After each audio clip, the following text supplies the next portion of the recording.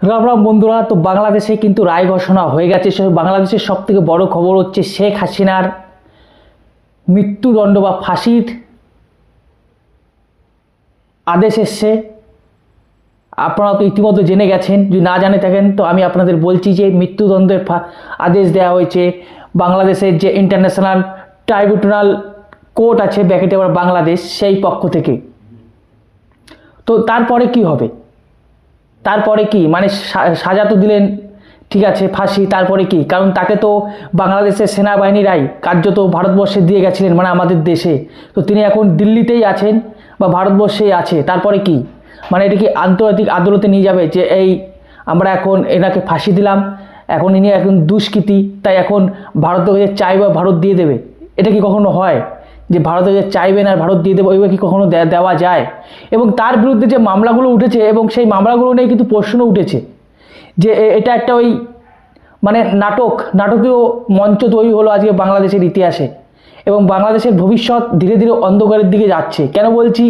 কারণ যেভাবে ওই চিন্ময় কৃষ্ণ প্রভুকে যেভাবে জেলে ঢুকানো হয়েছিল, আপনারা সকলেই জানেন যে কোনো বিচারই হয়নি, তাকে জেলে ঢুকানো হয়েছিল। ঠিক সেই রকমই কিছু অভিযোগ তোলা হয়েছে শেখ হাসিনার বিরুদ্ধে, যেগুলি কিন্তু বোঝাই যাচ্ছে যে এগুলো একটি সাজানো নাটক।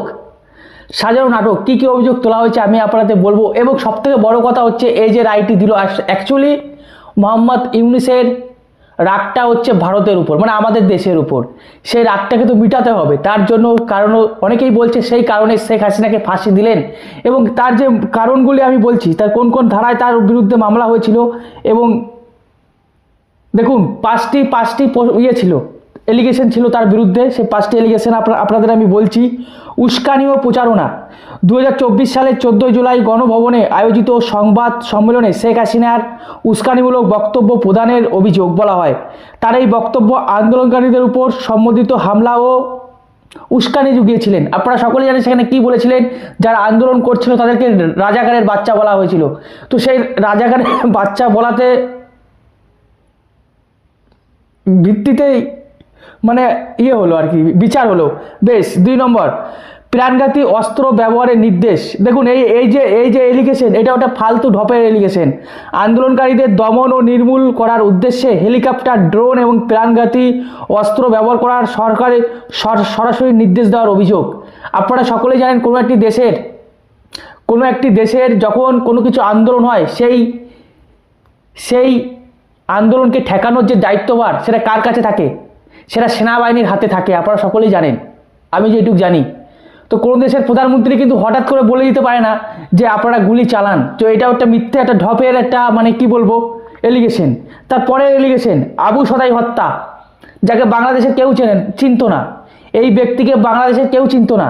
কি লেখা রয়েছে? 2024 সালের 16 জুলাই রংপুরের বেগম রোকেয়া বিশ্ববিদ্যালয়ের ছাত্র আবু সাদাইকে গুলি করে হত্যার অভিযোগ। এই ব্যক্তিকে কেউই চিনতেন না, এই ছাত্রকে বাংলাদেশের লোকেই চিনতেন না। তাহলে মানে একজন দেশের প্রধানমন্ত্রী কী করে চিনলেন এবং তাকে মারার কি করে আদেশ দিতে পারেন? এটা সবথেকে বড় প্রশ্ন। 4 নম্বর, চানখারপুল হত্যাকাণ্ড।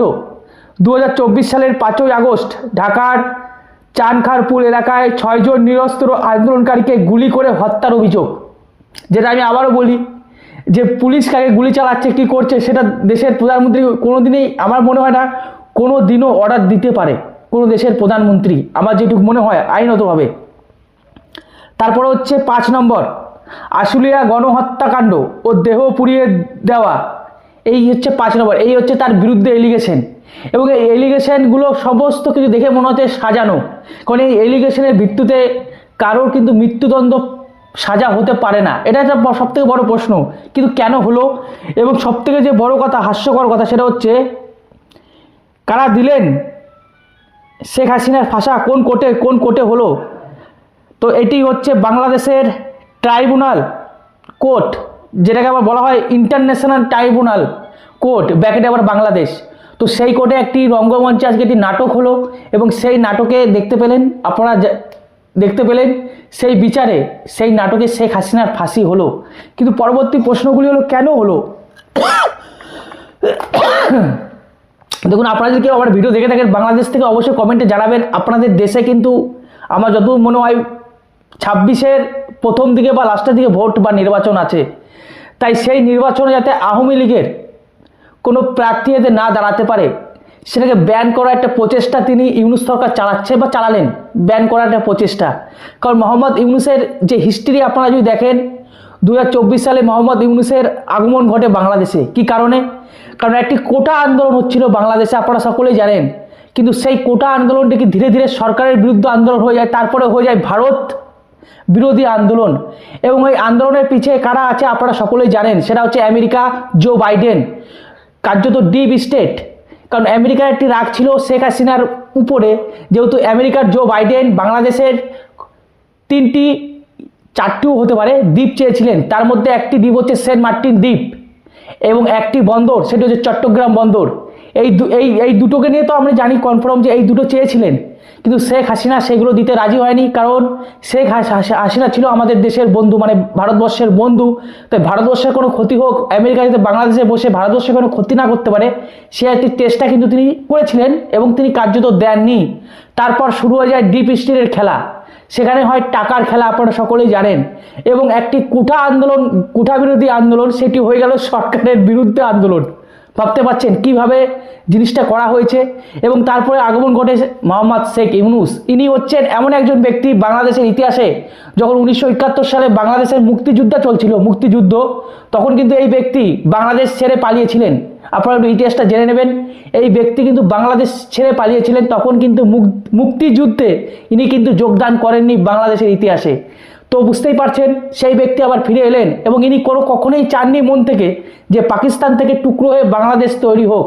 মানে 1971 সালের যে ক্ষোভ, সেই ক্ষোভটা তার মধ্যে রয়েছে। আর এই ক্ষোভের দায়িত্বে আছে, মানে তার চোখে যে দোষী, সেই দোষীটার নাম হচ্ছে ভারতবর্ষ।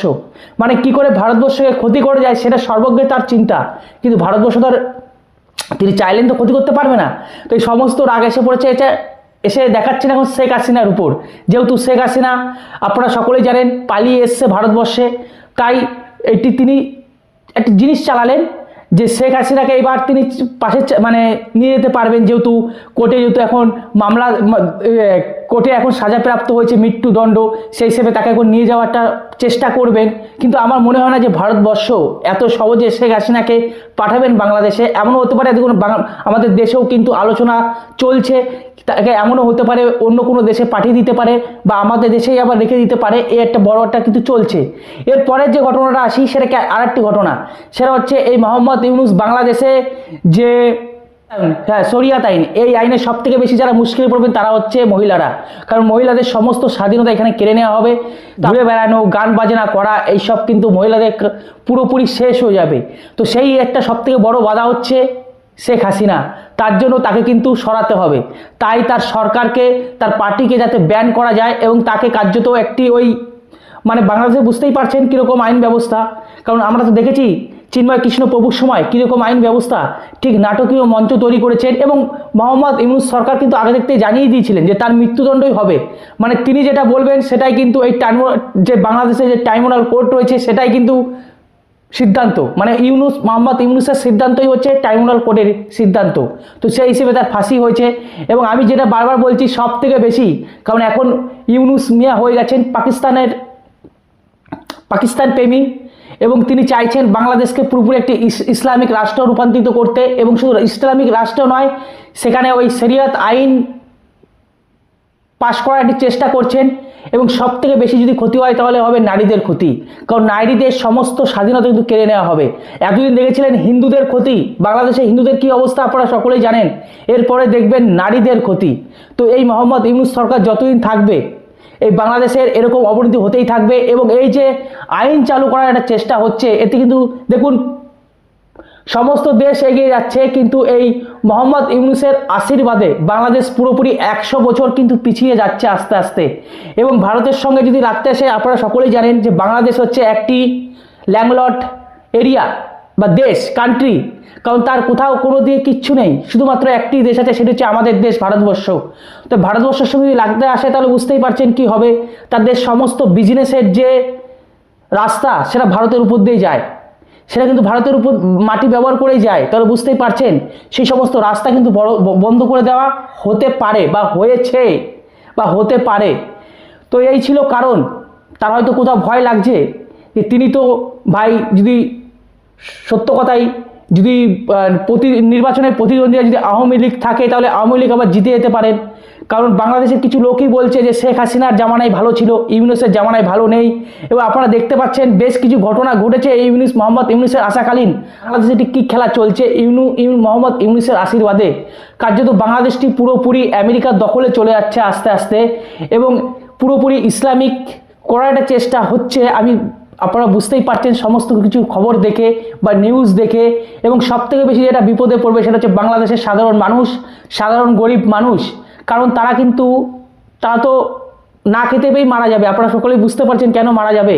কারণ এই সমস্ত কিছু করে ভারতকে একটা চাপে ফেলানোর চেষ্টা করছে। কারণ এই মোহাম্মদ ইউনূস চাইছে বাংলাদেশে পুরোপুরি জঙ্গিবাদের একটি শাসন হোক, বা বাংলাদেশ থেকে কীভাবে ভারতবর্ষকে আক্রমণ করা যায় সেটা প্রচেষ্টা কিন্তু চালাচ্ছে মোহাম্মদ ইউনূস। এবং তাকে সাপোর্ট করছে পিছন দিক থেকে পাকিস্তান। আপনারা সকলেই জানেন, আমি এই নিয়ে খবর বানিয়েছিলাম যে প্রায় 25 বছর পর, যতদূর সম্ভব 25 কি তারও বেশি, একটি জাহাজ, অস্ত্রভর্তি জাহাজ কিন্তু বাংলাদেশে গেছিল পাকিস্তানের। কতটা পথ পেরিয়ে গেছিলেন বলুন তো?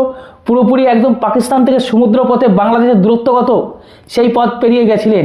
এবং ওইটাকে একটি কি বলবো, জঙ্গির আখড়ায় পরিণত করার একটা চেষ্টা করছে শুধুমাত্র ভারতকে বিপদে ফেলানোর জন্য। কিন্তু ভারতকে বিপদে ফেলানো তো এত সোজা নয়। তার জন্য শুধুমাত্র সেই রাগটা পুরোপুরি শেখ হাসিনার উপর দেখালেন। এবং কার্যত তিনি আজই দেখতেই পেলাম যে শেখ হাসিনার ফাঁসি হলো সাজায়। কিন্তু ফাঁসি হয়ে লাভটা কি হলো? লাভটা কি? লাভফল তো জিরো। কারণ শেখ হাসিনা তো আমাদের দেশেই রয়েছে। কারণ তাকে তো সেনাবাহিনী দিয়ে গেছে ভাই, বাংলাদেশের সেনাবাহিনী তাকে দিয়ে গেছে। তো আমরা তো তাকে আনতে যাইনি, আমাদের দেশ কিন্তু তাকে আনতে যায়নি। তাহলে আমাদের দেশ কি ঠেলায় পড়েছে যে তাকে ফেরত দিয়ে দেবে? আপনারা অবশ্যই কমেন্টে জানান। এবং এই যে বাংলাদেশের যে পরিণতি হচ্ছে, এই 100 বছর কেন, 100 বছর পিছিয়ে দিচ্ছে বাংলাদেশকে। দেখুন, আমি হাসতে হাসতে ভিডিও বানাচ্ছি, কারণ বাংলাদেশের যে আইন ব্যবস্থা দেখে সত্যি আমার মাঝে মাঝে হাসি পায় যে অ্যাকচুয়ালি এটা আইন। কারণ আমরা দেখেছিলাম চিন্ময় কৃষ্ণ প্রভুর সময় দেখেছিলাম, এখন আবার দেখলাম শেখ হাসিনার সময়। সত্যি বাংলাদেশের আইন বলো আরই। তো ভালো থাকুন, সুস্থ থাকুন, রাম রাম, ভারত মাতাকে জয়, বন্দে মাতরম, জয় শ্রীরাম।